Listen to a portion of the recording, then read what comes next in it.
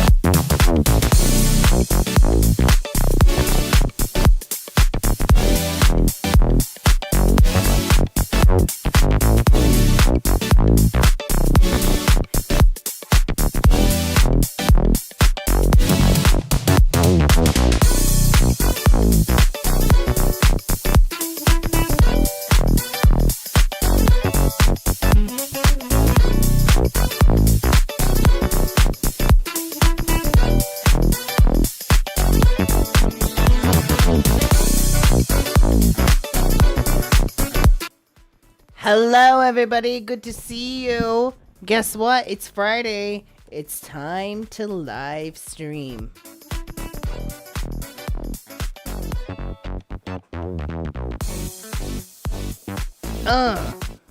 It's time to live stream, baby. It's time to live stream with Jan. As much as you can on a Friday.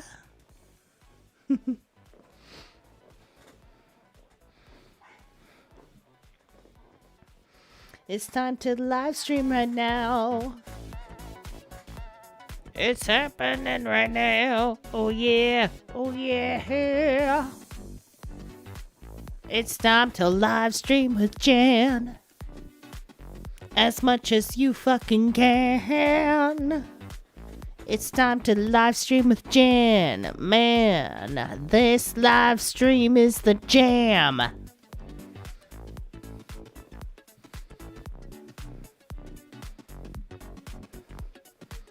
It's time to live stream. It's time to have a Friday night stream, yeah.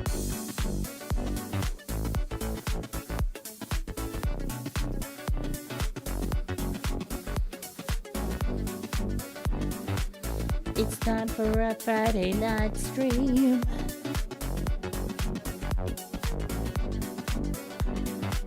It's time to live stream with Jan. You know the shit is your jam. It's time to live stream with Jan. Yeah, yeah, oh yeah.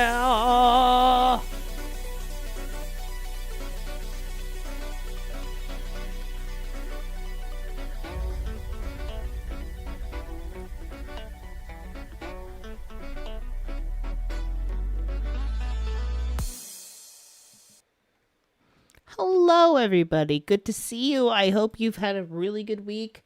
If you don't know, I'm Jan Daemon. I am Neogenian. I am a sociology major, and I like to live stream and talk about what's going on in the world.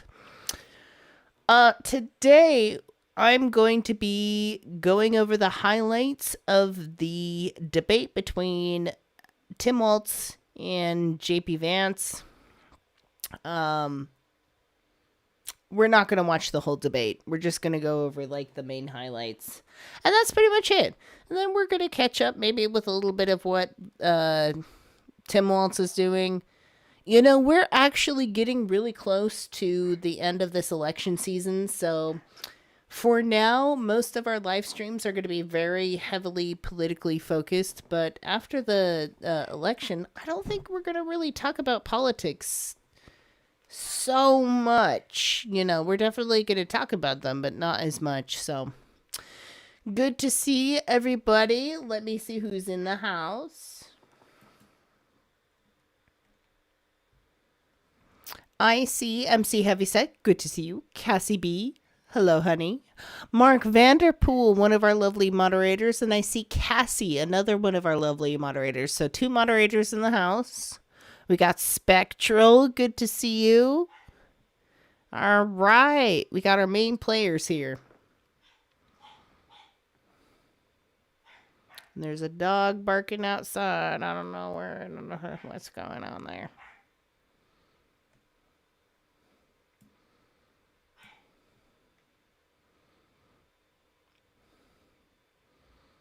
Play that funky music, white boy.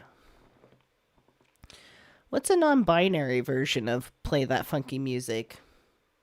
Play that funky music, white kid. That's pretty much it. Play that funky music, white kid.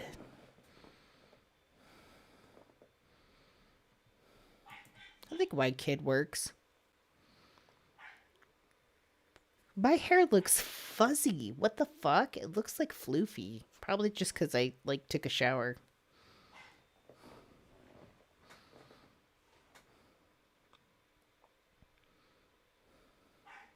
Ah!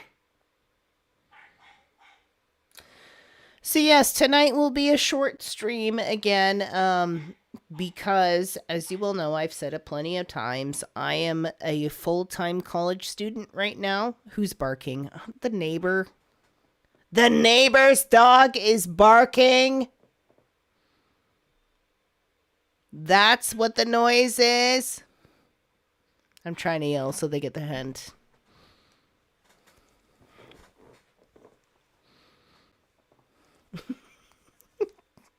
I don't know. Damn those neighbors. My camera is really dark and funky.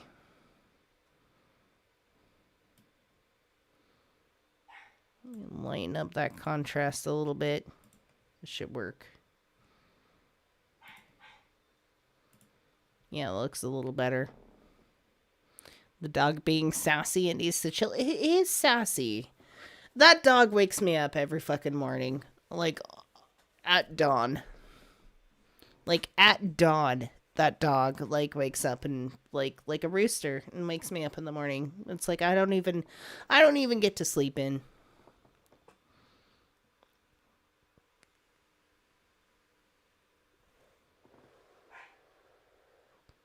So anyways, let's not delay. I hope your week is going well. Please tell me before we get started, how's your week going? Tell me, what are you doing?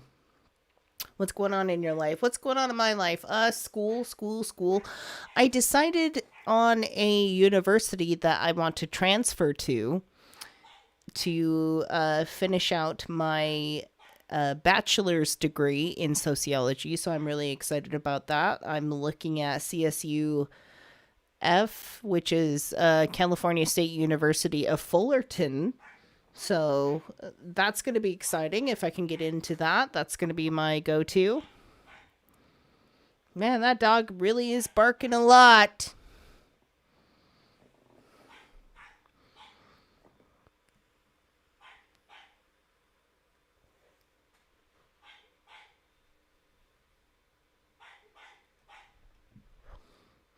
But anyways, yes, tonight we're just going to cover the highlights of the Waltz and Vance debate. I don't get to see these debates because when the debates happen, it's when I'm the most busiest. And so I don't have time. So when I do have time to catch up on things, it's on Friday nights with you people. So, God, that dog is a lot.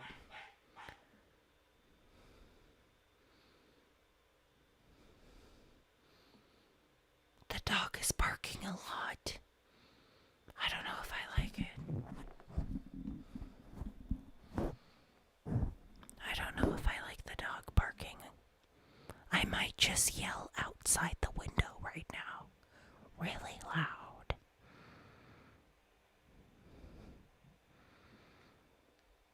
Anyways. I don't know. I don't know what's going on with the dog. Okay, so viewing content. We are just going to jump right into it, my friends. Yes, we are, because, I just really don't have that much spare time, unfortunately. You know, previously we've been able to go live for like 2.5 hours, maybe like 3 hours, but I can't do that. We're not watching the whole debate. We're watching the highlights. That dog is barking a lot. Hold on.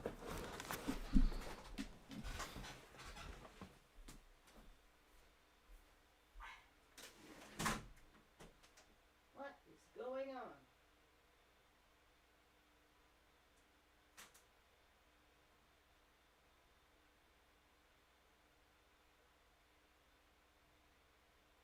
So much barking.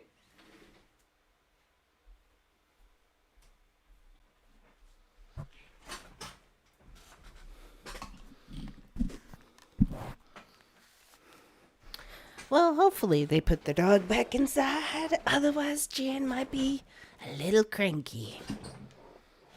Hey, I don't pay rent to listen to some people's dogs bark. Anyways. The barking barely comes through on your end. That's fine if the barking doesn't come through that much on your end. It comes through like 100 on my end. Oh, jeez. Let's get into this because I don't have much time. Let's see. Let's go. Let's get into it. Let's go. Mind you, I have barely seen clips of this. I've tried to stay away. So, like, this is, for the most part, a raw reaction from me. Climate change issue. There's no doubt this thing roared onto the scene faster and stronger than anything we've seen. Senator Vance has said that there's a climate problem in the past. Donald Trump called it a hoax and then joked that these things would make more beachfront.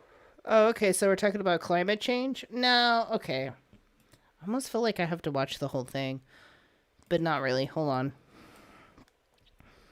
Vance and Waltz debate.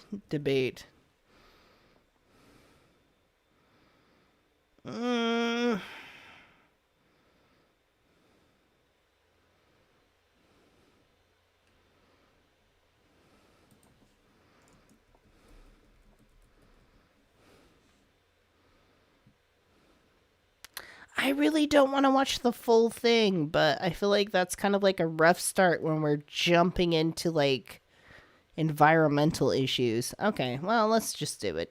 So I guess we're talking about environmental issues right off the bat. Out of the Harris administration now, the Biden-Harris administration, is we've seen this investment. We've seen massive investments, the biggest in global history that we've seen in the Inflation Reduction Act, has created jobs all across the country. 2,000 in Jeffersonville, Ohio, taking the EV technology that we invented and making it here. 200,000 jobs across the country. The largest solar manufacturing plant in North America sits in Minnesota. But my farmers know climate change is real. They've seen 500-year droughts, 500-year floods back to back. But what they're doing is adapting, and this has allowed them to tell me, look, I harvest corn, I harvest soybean, and I harvest wind. We are producing more natural gas. Look, I harvest corn. Imagine that as your day job. I harvest corn. And more oil at any time than we ever have. We're also producing more clean energy. JD Vance's eyeliner is so on point. I'll give him that credit. So the solution for us is to continue to move forward, that climate change is real. Reducing our impact is absolutely critical, but this is not a false choice. You can do that at the same time you're creating the jobs that we're seeing all across the country. That's exactly what this administration has done. We are seeing us becoming an energy superpower for the future, not just the current. And that's what absolutely makes sense. And then we start thinking about how do we mitigate these disasters. Thank you. Senator, I want to give you an opportunity to respond there. The governor mentioned that President Trump has called climate change a hoax. Do you agree? Well, look, what the president has said is that if the Democrats, in particular Kamala Harris and her leadership, if they really believe that climate change is serious, what they would be doing is more manufacturing and more energy production in the United States of America, and that's not what they're doing. So clearly, Kamala Harris herself doesn't believe her own rhetoric on this. If she did, she would actually agree with Donald Trump's energy policies. Now, something Governor Walz said I think is important to touch upon, because when we talk about clean energy, I think that's a slogan that often the Democrats Democrats will use here. And I'm talking, of course, about the Democratic leadership. And the real issue is that if you're spending hundreds of millions or even billions of dollars of American taxpayer money on solar panels that are made in China, number one, you're going to make the economy dirtier. We should be making more of those solar panels here in the United States.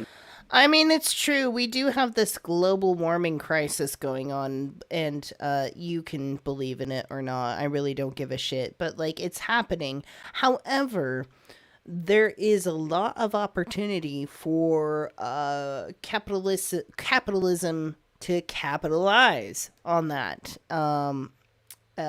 Capitalism, big companies that make products such as solar panels, things that are geared towards more energy saving things, but they put such a dollar to it. They put such a price and a dollar to it that it makes it seem like it's they're taking advantage of it, which they are. It's an unfortunate situation, but this is just kind of the nature of reality when we live in a capitalistic society. Everything is going to be capitalized on, even if it's a good thing. So it's not completely missing the point when you have concerns about climate change and companies sort of taking advantage on that to make money off of it more so than it's really necessary. But the problem is when Republicans approach this sort of issue, and I don't mean like Republicans in general, I mean like Republicans most like J.D. Vance and Trump. Like, people like this, Republicans like this, they think that climate change doesn't exist at all. Therefore, it's just something made up to capitalize on. The problem is that they're half right. There's definitely companies capitalizing on these issues and capitalizing on solar panels, different sources of power.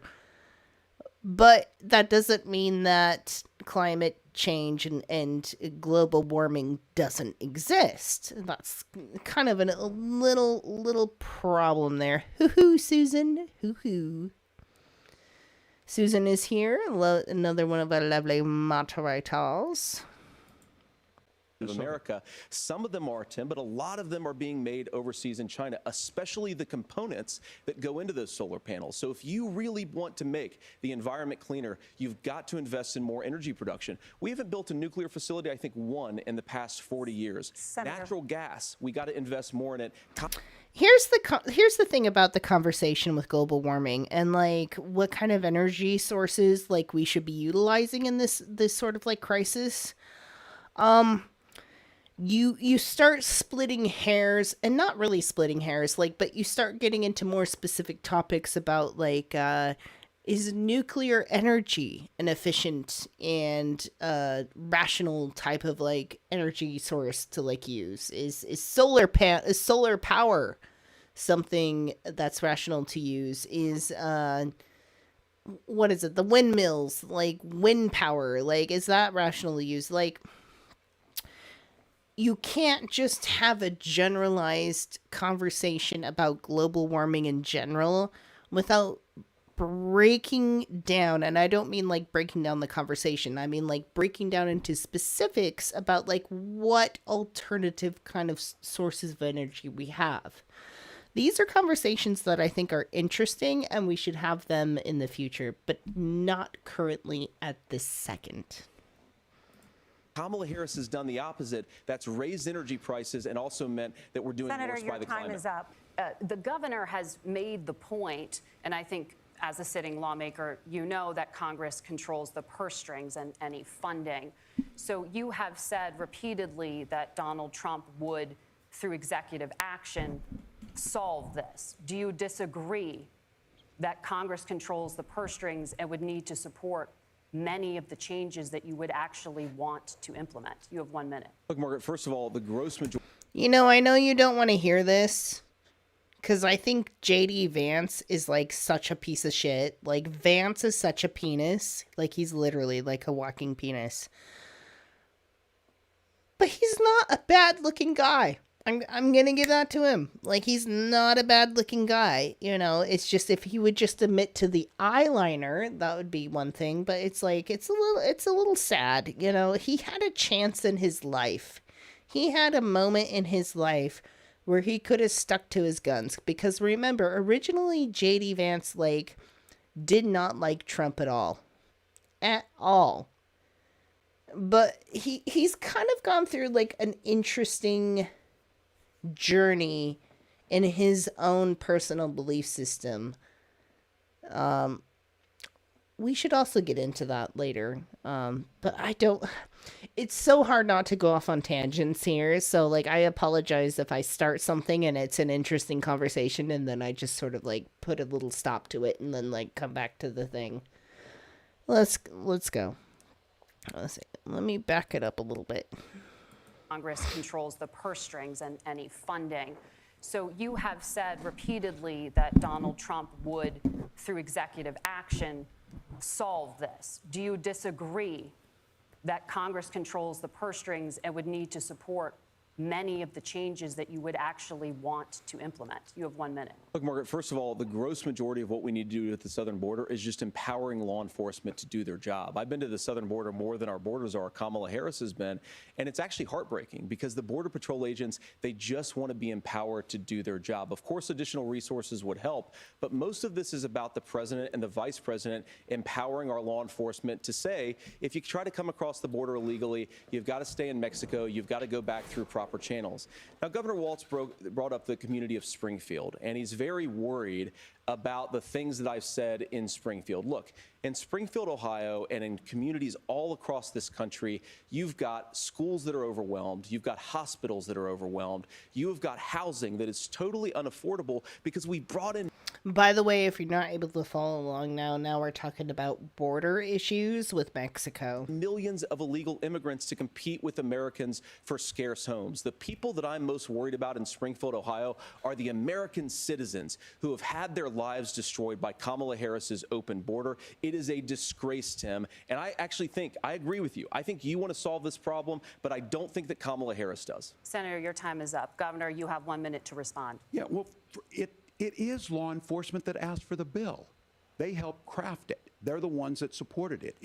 That's because they know we need to do this. Look, this issue of continuing to bring this up, of not dealing with it, of blaming migrants for everything.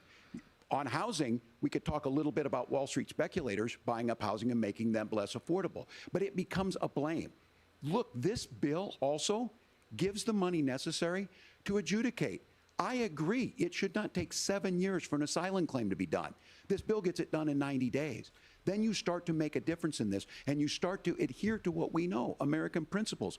I don't talk about my faith a lot, but Matthew 25:40 talks about, to the least amongst us you do unto me. I think that's true of most Americans. They simply want order to it. This bill does it. It's funded. It's supported by the people who do it. And it lets us keep our dignity about how we treat other.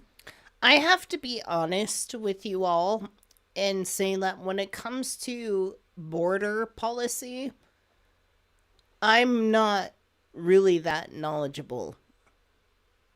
What I do know is basic U.S. history, and that most of America already was owned by Mexico.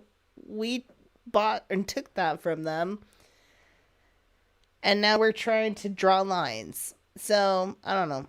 But then it just becomes like, what I'm talking about is kind of like a weird conversation of like borders. Like, geopolitical borders versus like cultural borders. Like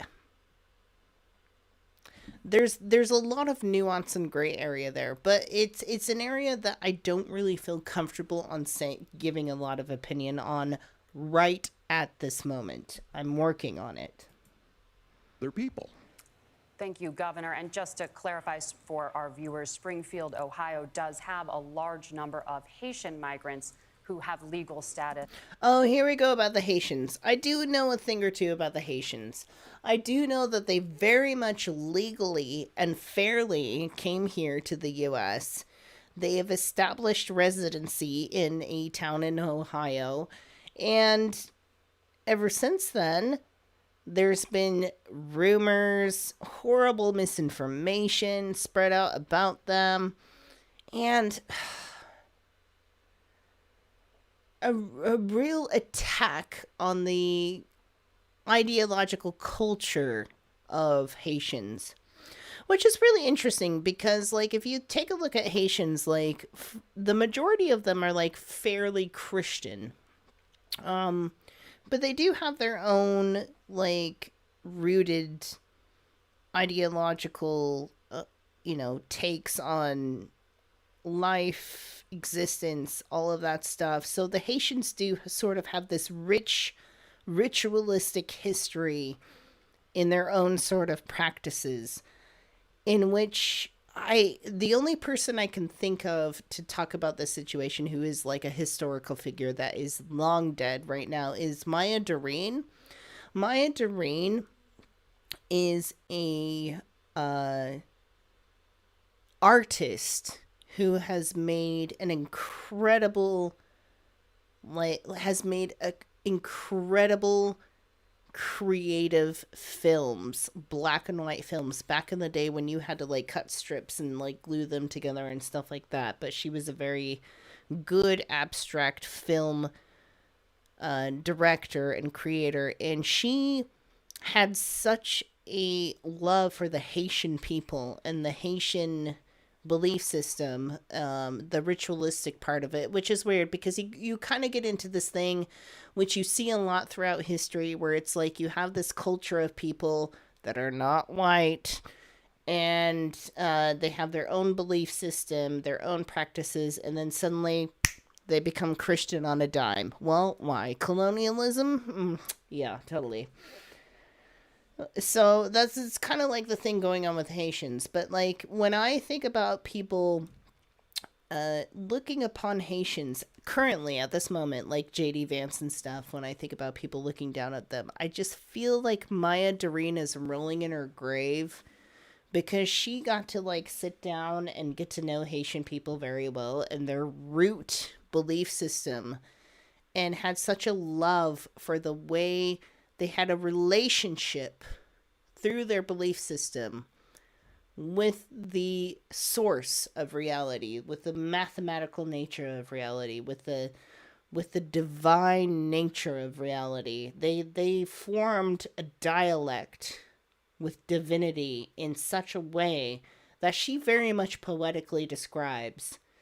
And so it kind of breaks my heart to just sit here and think about, like, we're at a time in America where Haitian people are establishing themselves very justly and fairly, and we're treating them like shit. And in my experience of just like getting into artists and creativity and stuff, the Haitian people have a really good understanding of the reality.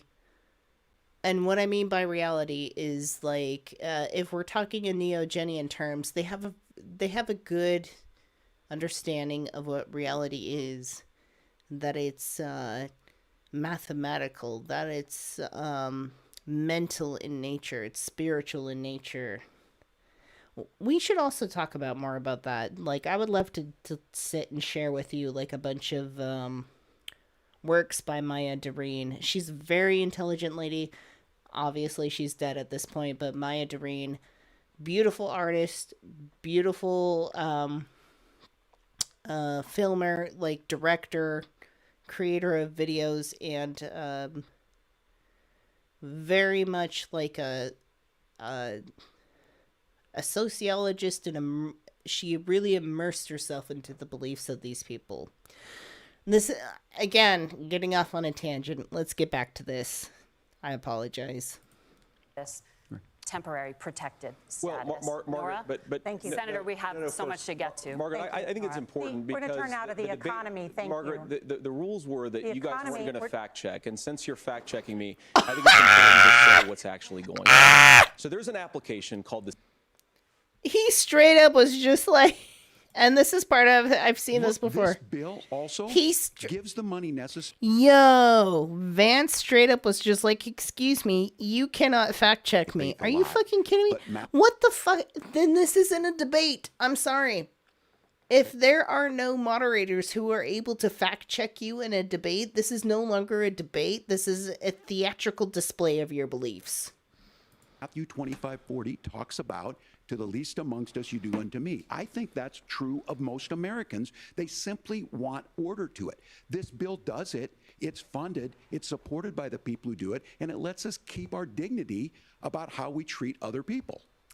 Thank you, Governor. And just to clarify for our viewers, Springfield, Ohio does have a large number of Haitian migrants who have legal status, temporary protected status. Well, Margaret, but Thank you. Senator, we have so much to get to. Margaret, I think it's important We're because going to turn now to the debate, economy. Thank Margaret, you. the rules were that The you guys weren't economy, going to fact check, and since you're fact checking me, I think it's important to say what's actually going on. So there's an application called. So he doesn't want to be fact checked because it doesn't support his narrative. Gotcha. That, like, what the fuck is the point of moderators if they are not there to keep things safe and sound? You can't argue with the moderators. I'm sorry. That is such a cardinal sin when you're in an official debate and you're arguing with the moderators. That's like an ultimate extreme no. Like, you don't do that. You don't debate the moderators. That's not who you're supposed to debate. Jesus Christ, Vance. Also, what brand of eyeliner does he use? Because I'd like that. Called the CBP One app, where you can go on as an illegal migrant, apply for asylum or apply for parole, and be granted legal status at the wave of a Kamala Harris open border wand. That is not a person. Oh my fuck, Kamala Harris is not the president right now. I'm sorry, she's not. Yes, she's the vice president. You're like, yes, she has a name and a hand and things. But, like, it's like their whole rhetoric now is geared towards, or their whole, like, narrative is geared towards, like, her as if she's actually president right now because they have nothing else to go off of. She's not. Jesus, Malone. Person coming in, applying for a green card and waiting for 10 years. That is the facilitation of illegal immigration, Margaret, by our own leadership. Thank you, Senator, for describing the legal process. We have so much to get to, Senator. Those laws have been on the books since 1990. Thank you, gentlemen. The CBP One app has not been on the book. Those poor ladies are like, she's just like, how can you very politely and cordially tell somebody to shut the fuck up? I feel like she's there. Like, the looks on both their faces. It's like they can't say it exactly. They have to be very cordial and nice. And it's like, please shut the fuck up. Hi, Elise. Good to see you, Elise. Elise is another one of our beautiful moderators. I'm really clogged up. Hold on.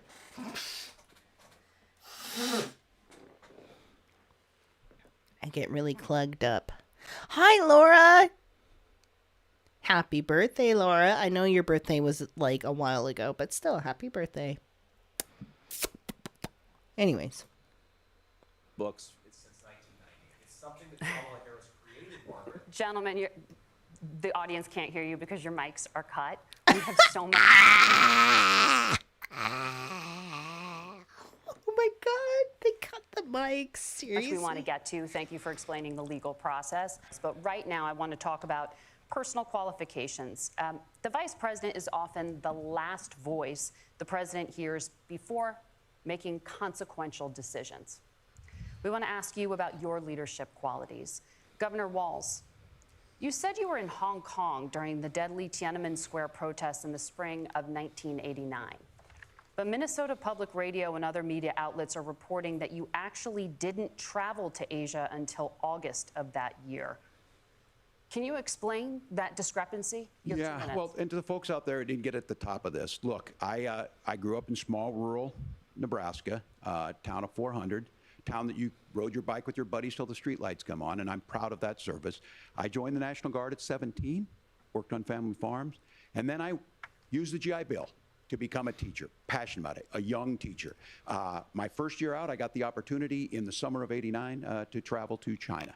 35 years ago, be able to do that. I came back home and then started a program to take young people there. We would take basketball teams, we would take baseball teams, we would take dancers, and we would go back and forth to China. The issue for that was to try and learn. Now look, my community knows who I am. They saw where I was at. Look, I will be the first to tell you, I have poured my heart into my community. I've tried to do the best I can, but I've not been perfect. And I'm a knucklehead at times, but it's always been about that. Those same people elected me to Congress. I don't know. For 12 years. And in Congress, I was one of the most bipartisan people, working on things like farm bills that we got done, working on I feel like he's getting off tangent here. Yeah, Mark is saying it. Mark's right. benefits. And then the people of Minnesota were able to elect me to governor twice.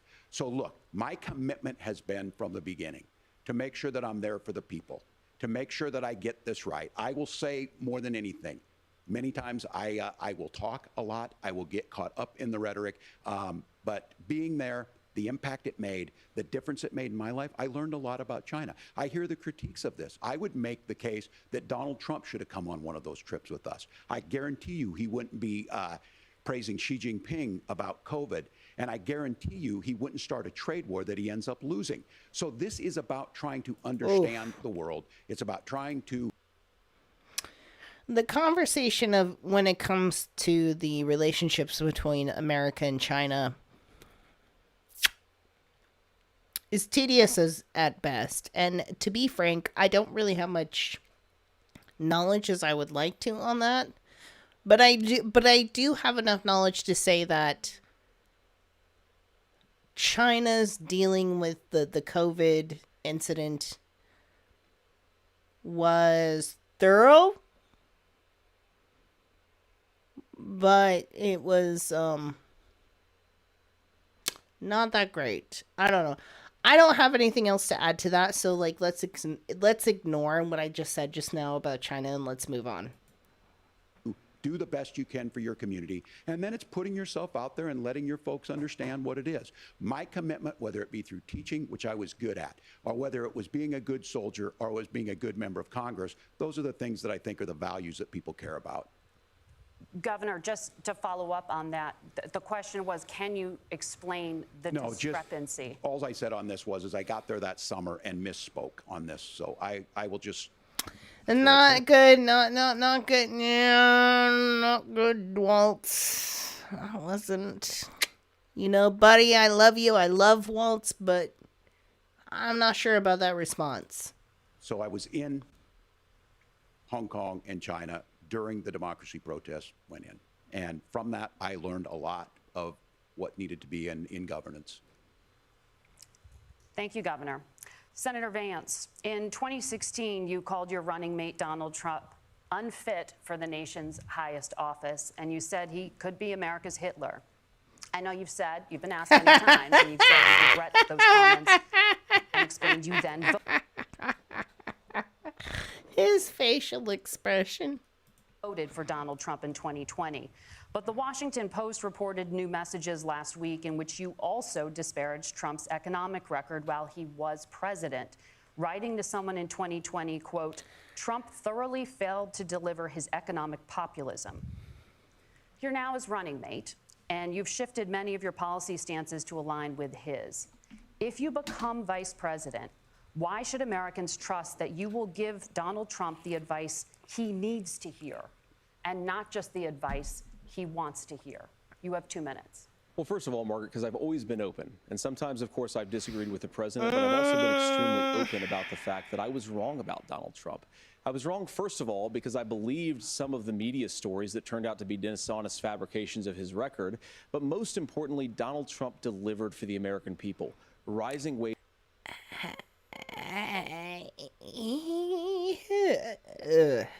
wages, rising take-home pay, an economy that worked for normal Americans, a secure southern border, a lot of things, frankly, that I didn't think he'd be able to deliver on. And yeah, when you screw up, when you misspeak, when you get something wrong and you change your mind, you ought to be honest with the American people about it. It's one of the reasons, Margaret, why I've done so many Bruh, you have been less than honest with the American people about anything. Bro, JD Vance, my brother in Christ, you are the biggest sellout and grifter of all time. This works for you right now in this moment, and that's all you give a shit about. Jesus Christ. many interviews is because I think it's important to actually explain to the American people where I come down on the issues and what changed. Now, you pointed out the messages from 2020. Margaret, I've been extremely consistent that I think there were a lot of things that we could have done better in the Trump administration the first round if Congress was doing its job. I strongly believe, and I've been a United States Senator, that Congress is not just a high-class debating society. It's not just a forum for senators and congressmen to whine about problems. It's a forum to govern. So there were a lot of things on the border, on tariffs, for example, where I think that we could have done so much more if the Republican Congress and the Democrats in Congress had been a little bit better about how they govern the country. They were so obsessed with impeaching Donald Trump, they couldn't actually govern. And I want to talk about this tariff issue in particular, Margaret, because Tim just accused this of being a national sales tax. Look, the one thing, and you're probably surprised to hear me praising Joe Biden, but the one thing that Joe Biden did is he continued some of the Trump tariffs that protected American manufacturing jobs. And it's the one issue, the most pro-worker part of the Biden administration, it's the one issue where Kamala Harris has run away from Joe Biden's record. He is such a sellout. He is such a sellout. Like, he just abandons his principles as long as it serves him money. About this. If you're trying to employ slave laborers in China at $3 a day, you're going to do that and undercut the wages of American workers unless our country stands up for itself and says you're not accessing our markets unless you're paying middle-class Americans a fair wage. Senator, your time is up. Governor. All right, I gotta pee. Stay here. Don't go anywhere. I gotta pee. I'll be right back.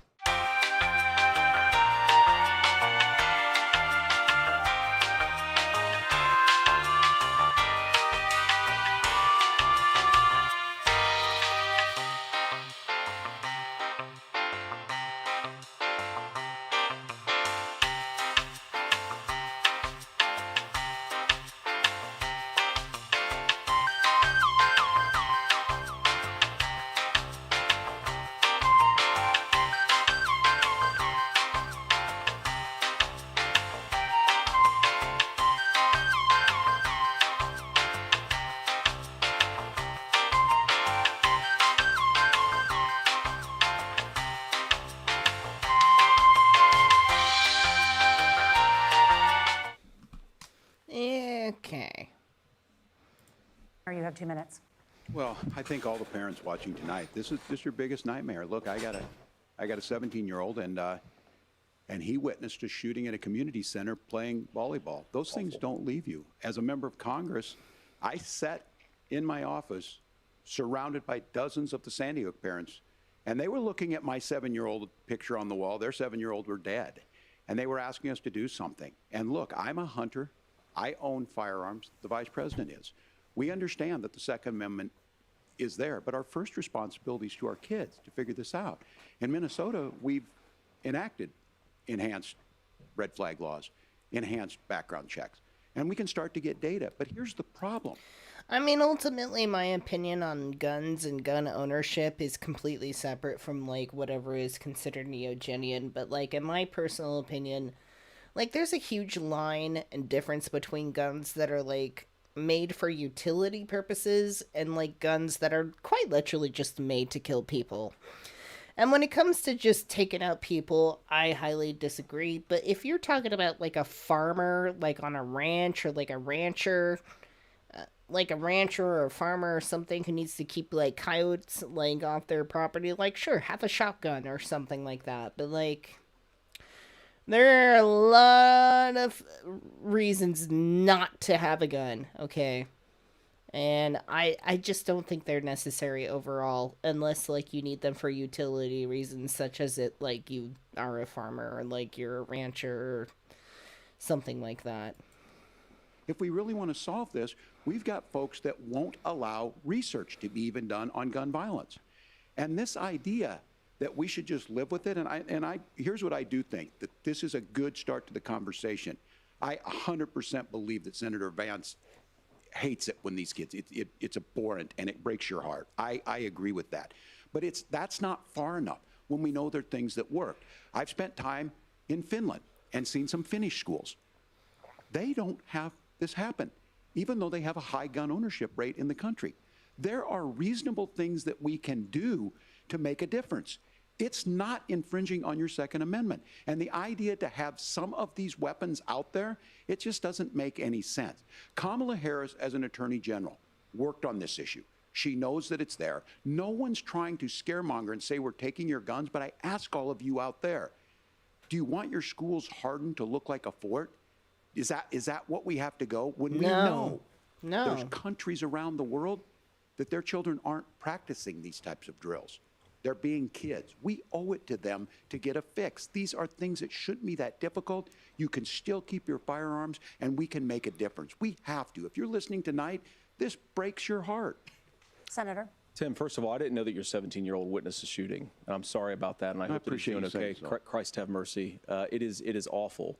And I appreciate what Tim said, actually, about Finland, because I do think it illustrates some of the frankly, weird differences between our own country's gun violence problem and Finland is, okay, first of all, we have way higher rates of mental health abuse, or mental health substance abuse. We have way higher rates because of depression, way higher rates of anxiety. We unfortunately have a mental health crisis in this country that I really do think that we need to get to the root causes of, because I don't think it's the whole reason why we have such a bad gun violence problem, but I do think it's a big piece of it. Another driver of the gun violence epidemic, especially that affecting our kids, it doesn't earn as many headlines, but is the terrible gun violence problem in a lot of our big cities. And this is why we have to empower law enforcement to arrest the bad guys, put them away, and take gun offenders off the street. Okay. So Vance is like, yeah, I agree. We should, like, clamp down on gun issues, but only when it comes to, like, colored people committing crimes. That's where J.D. Vance is going. That's the direction he's saying it without saying it. He's saying it without saying it. Like, geez, our focus should be, like, black people, like, that have access to firearms, not school shootings. Are you fucking kidding me right now? Streets. I think there's a whole host of things that we can do here, but I do think at our schools we've got to talk about more security. Let's talk about the state of democracy. The top issue. We shouldn't have to have more security for schools. We shouldn't have to have more security for schools, straight up. We should have better gun regulations. I'm all about the Second Amendment, personally. Has nothing to do with being a Neogenian. I do agree with, like, being able to bear arms to a certain degree. But America takes it way too fucking far. Way too fucking far. And instead of blaming minorities for this gun issue, maybe we should blame the gun manufacturers, the sort of the American culture of Republican extremists who love to own guns and all that shit. For Americans after the economy and inflation. After the 2020 election, President Trump's campaign and others filed 62 lawsuits contesting the results. Judges, including those appointed by President Trump and other Republican presidents, looked at the evidence and said there was no widespread fraud. The governors of every state in the nation, are we talking about the election? And Democrats, certified the 2020 election results and sent a legal slate of electors to Congress for January 6th. Senator Vance, you have said you would not have certified the last presidential election and would have asked the states to submit alternative electors. That has been called unconstitutional and illegal. I mean, this is straight up asking Vance, hey, like, would you do what Pence couldn't do? Like, because it got to the point with January 6th that Pence was like, I'm here for the Constitution, not for Trump. And that completely blew everything over. So, like, what she's asking Vance right now is, could you have done what Pence could not? Would you again seek to challenge this year's election results, even if every governor certifies the results? I'll give you 2 minutes. Well, Nora, first of all, I think that we're focused on the future. We need to figure out how to solve the inflation crisis caused by Kamala Harris's policies, make housing affordable, make groceries affordable, and that's what we're focused on. But I want to answer your question because you did ask it. Yeah, Look, please. what President Trump has said is that there were problems in 2020, and my own belief is that we should fight about those issues, debate those issues peacefully in the public square, and that's all I've said, and that's all that Donald Trump has said. Remember, he said that on January the 6th, the protesters ought to protest peacefully. And on January the 20th, what happened? Joe Biden became the president. Donald Trump left the White House. And now, of course, unfortunately, we have all of the negative policies that have come from the Harris-Biden administration.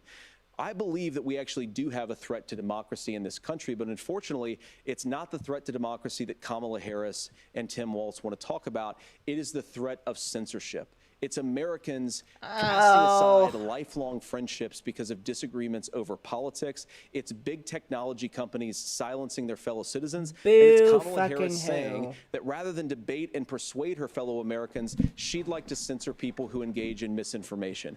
I think that is a much... I am so fucking tired, and I'm going to tell you right here and now. I am so fucking tired of this whole free speech bullshit. Any person who says that they are a free speech absolutist is just a fucking asshole. They're just an asshole. They have nothing in their speech that they feel like should be protected and have the right to say. There is nothing intellectual in their speech at all. If anybody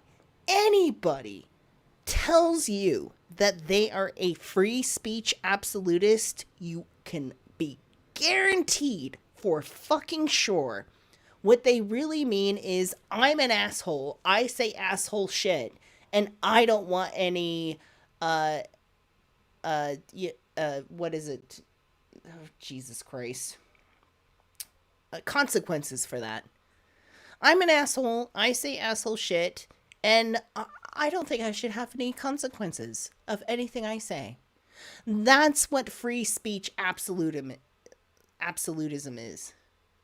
Anybody who starts complaining about censorship, all this and that, and there is genuine censorship going on. Like, don't get me wrong. Like, there are things on YouTube that I have to be careful and, like, saying and talk about that and stuff like that. But no, that's not what I'm talking about. It's these people like what J.D. Vance is talking about and going on here is this whole free speech absolutism shit. Where it's like, they really think, like, I should be able to have free speech no matter what. Without consequence. It's like, no, motherfucker, you can say whatever you want, but there's going to be some consequences to that. So just be aware. Please, kids, be aware. If you have a friend who says, I'm a free speech absolutist, run away. Run away. Much bigger threat to democracy than anything that we've seen in this country in the last 4 years, in the last 40 years.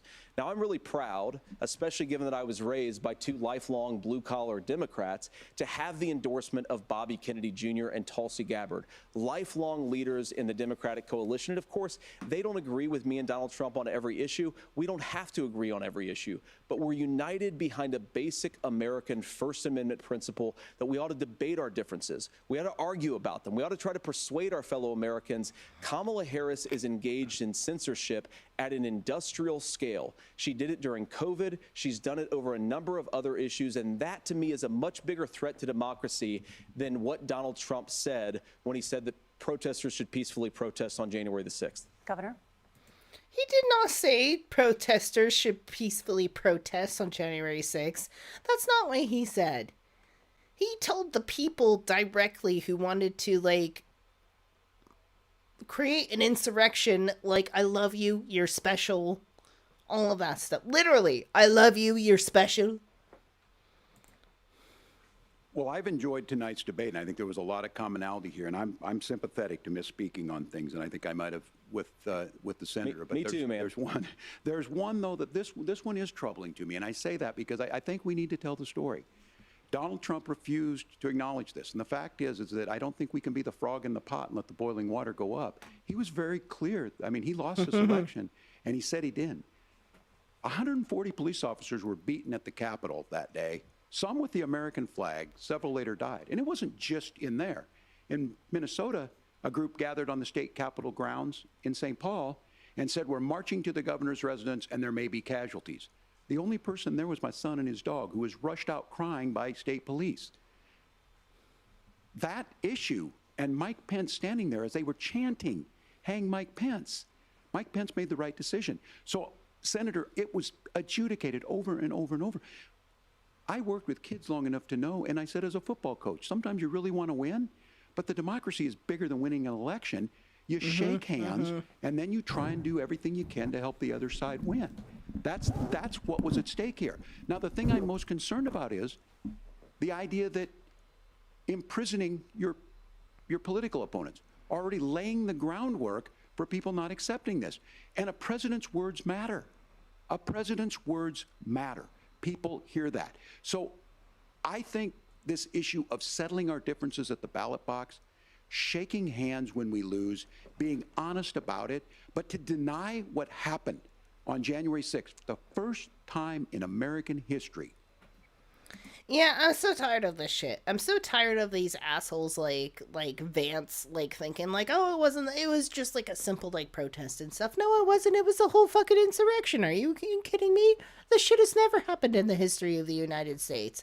Are you kidding me? Like, nobody's fucking mobbed and attacked the Capitol like that.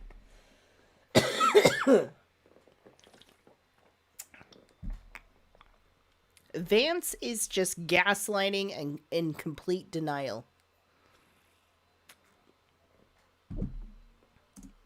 That a president or anyone tried to overturn a fair election and the peaceful. It was an unsuccessful coup.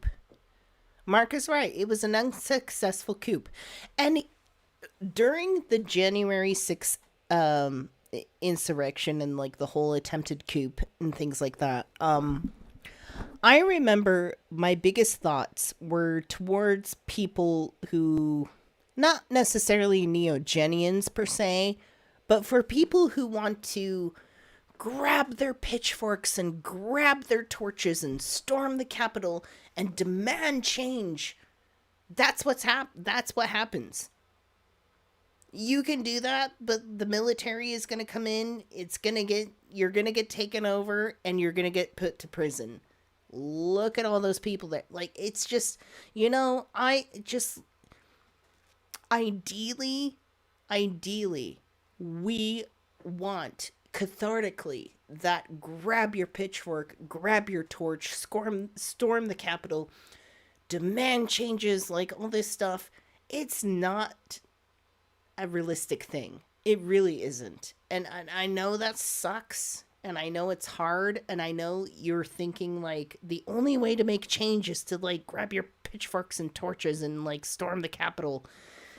It doesn't work out in the long run. I'm sorry, honey. It doesn't. So we gotta think a little bit more rationally about how we approach change. We gotta think more rationally. We gotta play the game. It sucks. I don't agree with it. I don't like it. But you gotta play the game, okay? Peaceful transfer of power. And here we are 4 years later in the same boat. I will tell you this, that when this is over, we need to shake hands this election, and the winner needs to be the winner. This has got to stop. It's tearing our country apart. Margaret? Senator Vance, did you want to respond to that? Yeah, well, look, Tim, first of all, it's really rich for Democratic leaders to say that Donald Trump is a unique threat to democracy when he peacefully gave over power on January the 20th. He did not peacefully give over power. He didn't even shake Joe Biden's hand. Like, there was no peaceful turnover of power. He fucking denied that. Like, are you fucking kidding me? We have done for 250 years in this country. We are going to shake hands after this debate and after this election. And of course, No, they're not. No, they're not. If Trump doesn't win this, if Trump and Vance doesn't win this, it's going to be all over again. Just you wait. It's going to happen all over again. These people are going to fucking rise up. They're going to fucking storm the Capitol again. Just you wait. It's going to be another coup. Just you watch. Don't be surprised. We win, and I think we're going to win. But if Tim Walz is the next vice president, he'll have my prayers, he'll have my best wishes, and he'll have my help whenever he wants it. But we have to remember that for years in this country, Democrats protested the results of elections. Hillary Clinton in 2016 said that Donald Trump had the election stolen by Vladimir Putin because the Russians bought like $500,000 worth of Facebook ads. This has been going on for a long time. And if we want to say that we need to respect the results of the election, I'm on board. But if we want to say, as Tim Walz is saying, that this is just a problem that Republicans have had, I don't buy that. Governor. January 6th was not Facebook ads. And I think a revisionist history on this. Look, I don't understand how we got to this point. But the issue was that happened. Donald Trump can do it. And all of us say there's no place for this. It has massive repercussions. This idea that there's censorship to stop people from threatening to kill someone, threatening to do something, that's not censorship. Censorship is book banning. We've seen that. We've seen that brought up. I just think for everyone tonight, and I'm going to thank Senator Vance. I think this is the conversation they want to hear. And I think there's a lot of agreement. But this is one that we are miles apart on. This was a threat to our democracy in a way that we had not seen. And it manifested itself because of Donald Trump's inability to say. He is still saying he didn't lose the election. I would just add that. Did he lose the 2020 election? Yeah. Tim, I'm focused on the future. Did Kamala Harris... Say it! Saying he lost the election, you piece of pile of poo! Americans from speaking their mind in the wake of the 2020 COVID situation? That is a damning non-answer. It's a damning non-answer for you to not talk about censorship. Obviously, Donald Trump and I think that there were problems in 2020. We've talked about it. I'm happy to talk about it further. But you guys attack us for not believing in democracy, the most sacred right under the United States. You should be attacked. You are being attacked for being against democracy. You are being attacked, and rightly so, Mr. Vance. Like, you are rightly attacked for being a threat to democracy.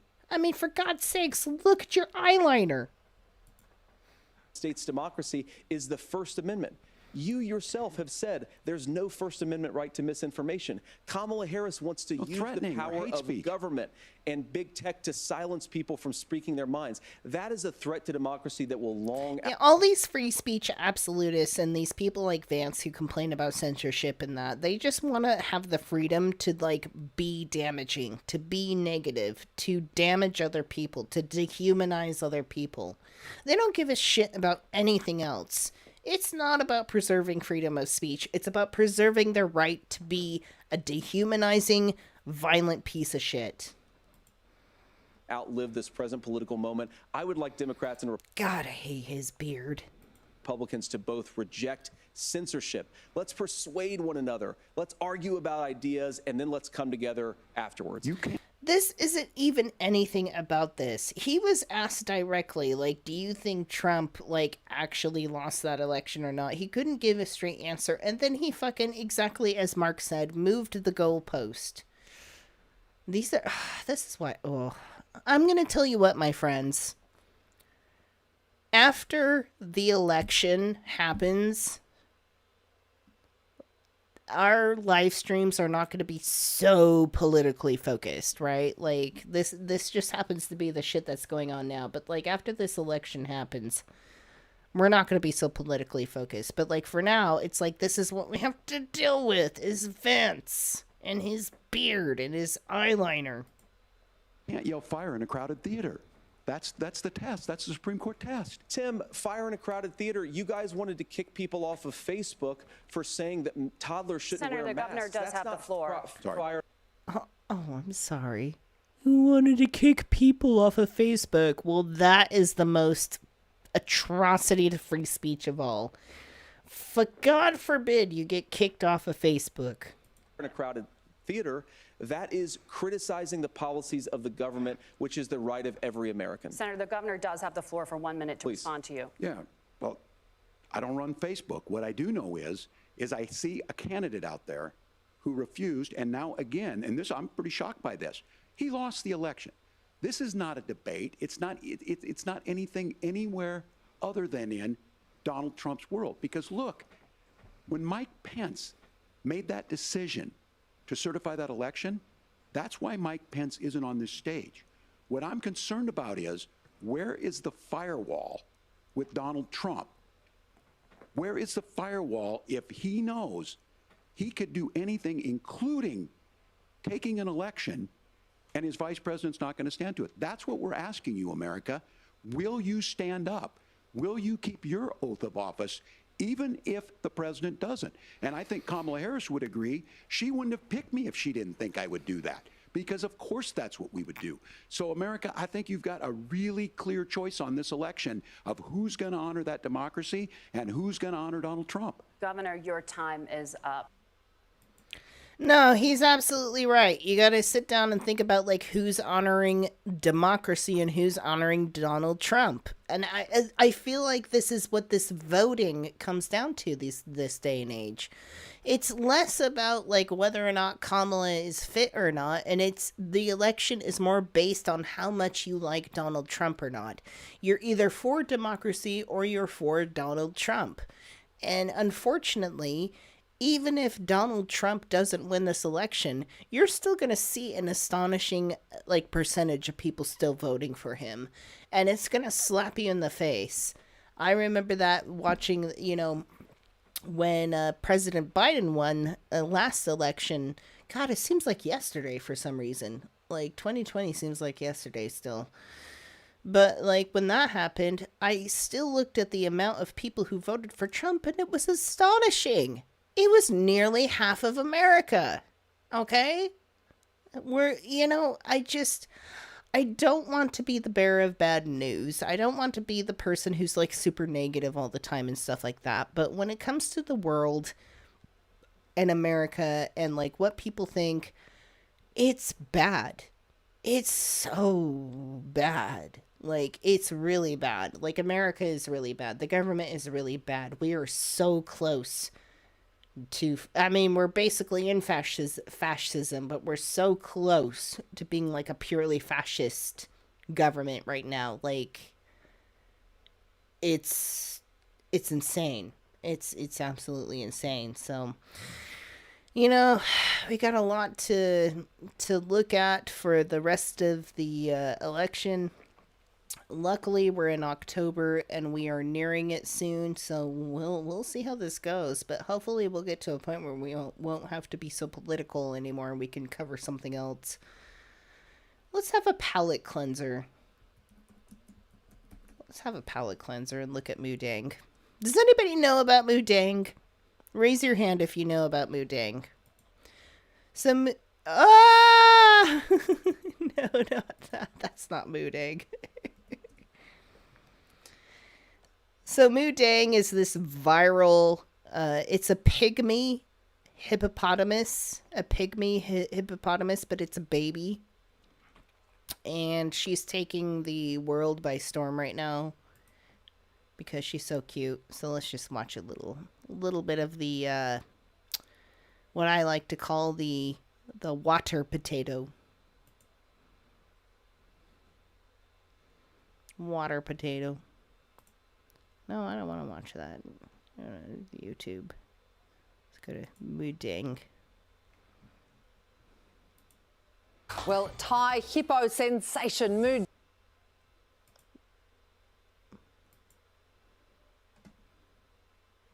Oh, come on.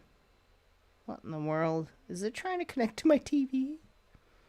Please don't. Dang might have millions of fans around the world, but it turns out we have our very own version right under our noses all along. So move over, Mudang. There's an Aussie pygmy in town. You may have come across this little adorable face. I just want to look at Mudang.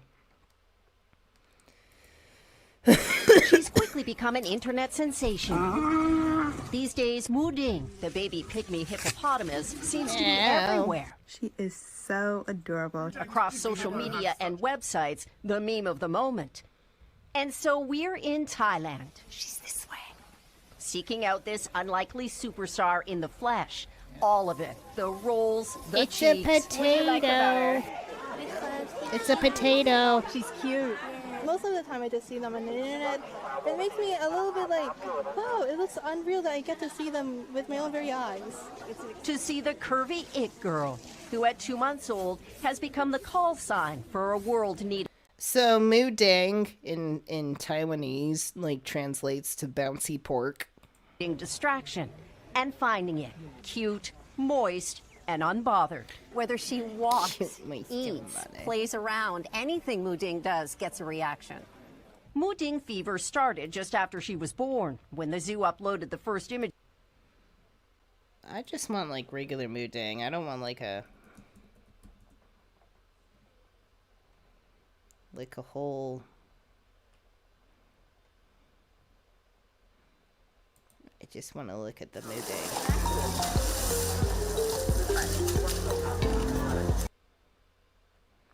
Oh, it's a scrubby potato.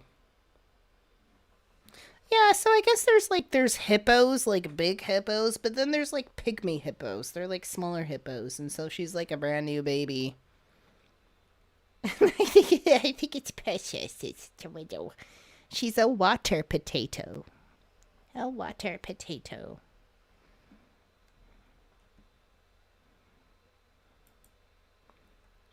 Oh, it's a water potato.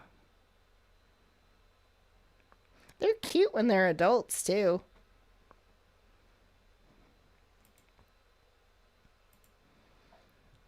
I want to see more of Muding, not the people.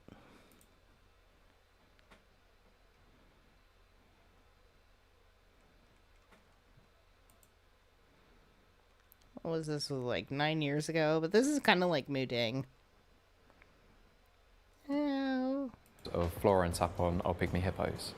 So yeah, we were anticipating this birth for a little while. We weren't quite sure whether or not it was going to be a birth on Christmas Day or not. She did hold out on us, Flora, so then we came in on Boxing Day and go in for suckling and feed. Oh, it's a potato. It's so cute. I love animals.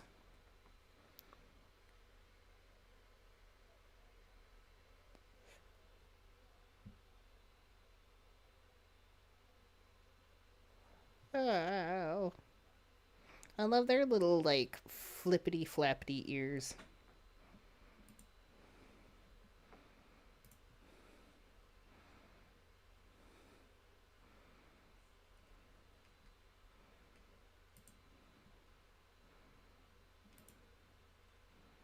Well, this one is Penelope. I have the sound off because I'm afraid of, like, music that can get claimed. I just want to look at baby hippos. Oh, it's a little baby potato. I want a baby potato.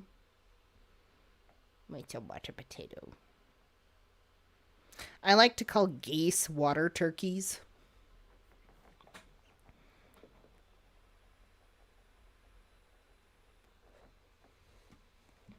Oh, water potato. Okay. I think that's good enough. So anyways, my friends, yeah, we just covered the Vance and Tim Waltz highlights. Not really much to report, honestly. I think for me personally, I'm just kind of like a little bit like stunned and just like waiting for the results of the election. So it's like I don't really have much to add as far as like a Neogenian takeaway. My Neogenian takeaway right now as far as like American politics is like just hold your breath. Hold your breath. Let's just wait. Let's see how this goes out, and hopefully it goes out for the better because oh my god, it could be so much worse.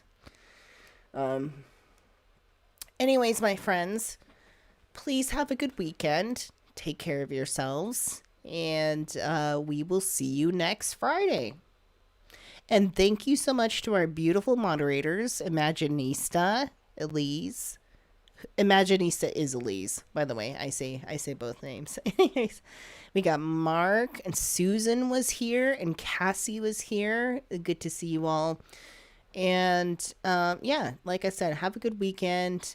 Take care of yourselves. Drink water. You know, all that stuff. And we will see you next Friday. Okay?